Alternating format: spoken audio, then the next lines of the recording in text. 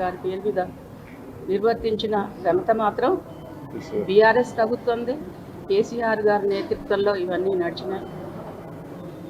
కాలాతీతుడు అన్నారు పివి గారు. కాలాతీతుడు ఈ కాలానికి మాత్రమే పరిమితమైన వ్యక్తి కాదు.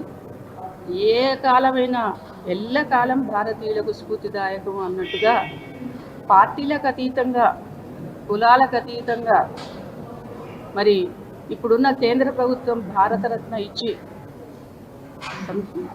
వాళ్ళ గొప్పతనాన్ని చాటుకుంది, సంస్కారాన్ని చాటుకుంది.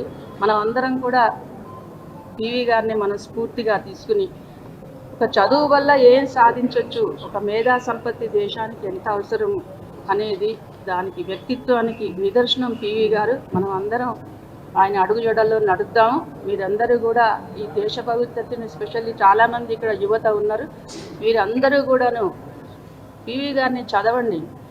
అంటే ఒక సామాన్య వ్యక్తి ఎక్కడి దాకా పోవచ్చు అనేది. అతిపెద్ద డెమోక్రసీ మన దేశం, భారతదేశం. ఈ దేశానికి 150 కోట్ల ప్రజలకి ఒక ప్రధాని ఈ దేశం, ఈ తెలంగాణ గడ్డ నుంచి వచ్చిందంటే మనందరికీ చాలా గర్వించదగ్గ విషయం. అది స్ఫూర్తిగా తీసుకుని మనం అందరం కూడా బాగా చదువుకుని ఉన్నతులు అయ్యి ప్రపంచానికి అందరికీ కూడాను, ప్రపంచ దేశాలందరికీ కూడా మన కోసం చూస్తున్నారు. ఎందుకంటే ఇండియా, యంగ్ ఇండియా. ఈ దేశంలో ఉన్నంతమంది హెచ్ఆర్ అంటే హ్యూమన్ రిసోర్స్ ప్రపంచంలో ఎక్కడా లేదు.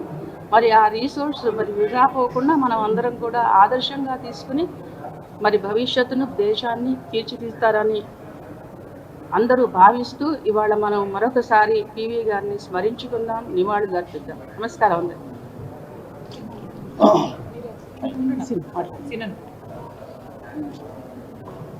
తెలంగాణ ముద్దుబిడ్డ, బహుభాషా కోవిదుడు, గొప్ప మేధావి, దేశంలోనే ఒక విద్యా వ్యవస్థలు కావచ్చు, న్యాయ వ్యవస్థలు కావచ్చు, అనేక మార్పులు తెచ్చి దేశానికి గొప్ప పేరు తెచ్చినటువంటి, అనేక సంస్కరణలు తెచ్చినటువంటి మహనీయుడు పివి నరసింహారావు గారు. వారిని కేసీఆర్ గారు మన తెలంగాణ బిడ్డ, ఇలా దేశాన్ని పరిపాలించినటువంటి గొప్ప వ్యక్తి. ఇలా జవహర్ నవోదయాలు కావచ్చు, సర్వేల్ స్కూల్స్ కావచ్చు, అనేక రంగాల్లో మరి భారతదేశంలో మార్పు తేవడానికి గొప్ప కారకుడైనటువంటి ఈ మహనీయుని మనం ప్రపంచ స్థాయిలో కూడా గుర్తింపేటట్టు చేయాలని చెప్పి, దేశం మొత్తం గర్వపడేటట్టు చేయాలని చెప్పి, వారు పుట్టిన స్థలంలో కూడా టూరిజం ఆధ్వర్యంలో ఒక మ్యూజియం ఏర్పాటు చేయాలని చెప్పి, ఆ ప్రాంతాన్ని అత్యంత అద్భుతంగా చరిత్రలో నిలిచిపెట్ట చేయాలని చెప్పి కూడా మరి కోట్లాది రూపాయలు వెచ్చించి అక్కడ కూడా చేయడం జరిగింది. మరి జయంతి, వర్ధంతి ఉత్సవాలను జరుపుకుంటూ వారి కీర్తిని ప్రతిబింబజేసేటట్లు మరి కేసీఆర్ గారి నాయకత్వాన్ని కార్యక్రమం చేయడం జరిగింది. వారిని ఆదర్శంగా ప్రతి ఒక్కరు నడుచుకోవాలని, అలాంటి గొప్ప వ్యక్తి ఈ గడ్డలో పుట్టి దేశానికే ప్రధానమంత్రి కావడం అనేది నిజంగా గొప్ప వరంగా మనం భావిస్తూ, మరి ఇంకా పాఠ్యాంశాల్లో వారి యొక్క చరిత్రను పిల్లలకు కూడా తెలిసేటట్లు చేయాలని చెప్పని మరి వారికి ఘనమైనటువంటి నివాళులు అర్పించుకుంటూ జై తెలంగాణ. జై తెలంగాణ. తెలంగాణ రాష్ట్రం నుంచి తెలంగాణ రాష్ట్రం నుంచి వచ్చినటువంటి, భారతదేశానికి ప్రధానిగా చేసినటువంటి గొప్ప వ్యక్తి, మహనీయుడు, సాహితీ ప్రియుడైనటువంటి పివి నరసింహారావు గారు కేవలం ఆయన గాంధీ కుటుంబానికి సంబంధించినటువంటి వ్యక్తి కాదు కాబట్టే ఢిల్లీలో ఇవాళ ఆయనకు ఒక స్మారక స్తూపం కూడా లేదు. అందరు మాజీ ప్రధానులకు స్మారక స్తూపం ఢిల్లీలో ఉంటుంది, కానీ పివి నరసింహారావు గారికి మాత్రం స్మారక స్తూపం కూడా నిర్మించకుండా అదే ఆయన డెవలప్ చేసి, ఆయన పెంచి పోషించి 5 ఏళ్ళు సమర్థవంతంగా కాంగ్రెస్ పార్టీ లార్జెస్ట్ పార్టీగా ఉన్న సంకీర్ణ ప్రభుత్వాన్ని నడిపినటువంటి గొప్ప మహనీయుడు పివి నరసింహారావు గారు. కనీసం ఆయనకు ఒక స్మారక స్తూపం కట్టకుండా వారిని కాంగ్రెస్ పార్టీ అవమానించడం, అవసాన దశలో చాలా రకాలుగా కేసులు పెట్టి లీగల్గా ఇష్యూస్ చేసి ఇబ్బంది పెట్టినటువంటి సందర్భంలో కూడా మన తెలంగాణ బిడ్డ మరి అన్ని కేసులను ఎదుర్కొని ఒక మంచి క్లారిటీతోని క్లియరెన్స్ వచ్చిన తర్వాత కేసెస్ చాలా తన ప్రతిష్ట పెరగడం కూడా జరిగింది. సో కాంగ్రెస్ పార్టీ యొక్క వ్యక్తిత్వం, నేచర్ ఎట్లాంటిది అన్నది ఒక్క పివి నరసింహారావు గారు ఎపిసోడ్ చూస్తేనే మనకు తెలిసిపోతుంది.